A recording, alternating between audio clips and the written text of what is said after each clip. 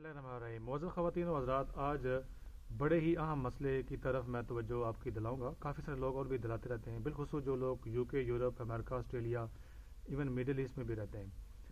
अमूमन ये ट्रेंड चला हुआ है कि पाकिस्तान में हाउसिंग सोसाइटियाँ, उन्होंने हर मुल्क में अपने एजेंट रखे हुए हैं। वो उन एजेंटों को वो कमीशन देते हैं और वो इधर लंदन में, मैनचेस्टर में या न्यूयॉर्क में या जो बड़े बड़े सिटी हैं जहाँ पर पाकिस्तानी कम्यूनिटी है, उनको फंसवाते हैं। फंसवाते ऐसे हैं, वो उन हाउसिंग सोसाइटियों को ऐसे बनाकर पेश करते हैं और उन्होंने बड़े बड़े ज़बरदस्त कैमरे से फ़ोटो और वीडियोस, कहते हैं फ्यूचर सारा इधर ही है, और वो रेल पे होती है। और मैं ऐसे कई लोगों को जानता हूँ।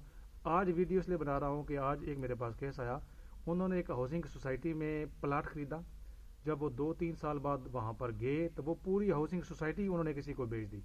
ये बड़े बड़े जर्नैल और बड़े बड़े सियासतदान और बड़े बड़े मगरमच्छ इसमें शामिल होते हैं, जो आपकी पूरी पूरी जो फाइल है वो बेच देते हैं। तो मेरी नज़र में अभी तक मुझे कोई बंदा खुश नज़र नहीं आया। हाँ, जो लोग फ्रीक्वेंटली लोग पाकिस्तान रहते हैं, मकान में रहते हैं, फैमिली वहाँ पर है, उनके लिए तो ठीक है। मेरा मशवरा ये होगा, बहुत सारे एजेंट हजरात और मेरे करीबी दोस्त मुझसे नाराज़ होंगे, no more investment in Pakistan. वहाँ पर हालात साजगार बिल्कुल नहीं है।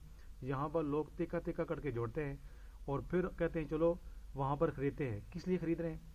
हमारा फैमिली, ख़ानदान, कुंबा सारा इधर, और वहाँ पर लोगों के लिए ख़रीद रहे हैं, उन सोसाइटी वालों के लिए ख़रीद रहे हैं, गुंडों चोरों के लिए ख़रीद रहे हैं, या रिश्तेदारों के लिए कोठियाँ बना रहे हैं, या जो किरायादार हैं उनके लिए। एक दो केसेस ऐसे हुए, किरायादार 15-20 साल वहाँ पर रहे और जब वो बाबा जी या आंटी जी फौत हुए तो यहाँ की औलादों ने बाहर जाना नहीं है और किराएदार ही काबज़ हो गए।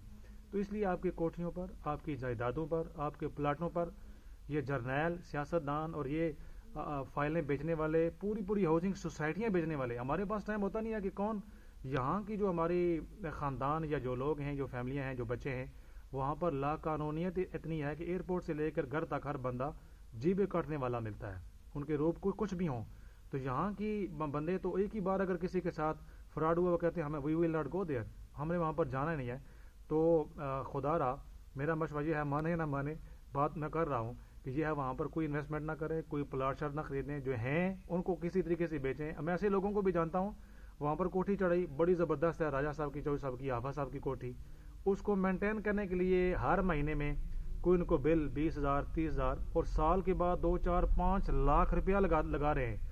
वो फंसे हुए मेरे सामने आके रोते हैं कि यहाँ के लोग जो करीबी फैमिली है जाना नहीं है, और वहाँ पर लोग वैसे ही जेली बिल बनाकर रिश्तेदारों, जिनके ऊपर तकिया होता है, ट्रस्ट होता है, भरोसा होता है, उनको प्यार आपके पैसे के साथ होता है, डॉलरों के साथ होता है, रियाल्स के साथ होता है, पाउंड्स के साथ होता है, यूरो के साथ होता है, उनके साथ यही रिश्ता है। आपका अगर कहें ना कि वो आपके साथ कोई खूनी रिश्ता है, वो था, लेकिन वो खूनी रिश्ता वो उस पासपोर्ट और सोने चांदी और पैसे के साथ बदल चुका है। जब तक आप देते रहेंगे, रिश्तेदार हैं, देंगे नहीं तो कुछ भी नहीं है। तो इसलिए ये जो आपको फंसाते हैं प्लाटों के चक्कर में, आप बिल्कुल ना आए। नो मोर कोठी छोटी ना बनाएं।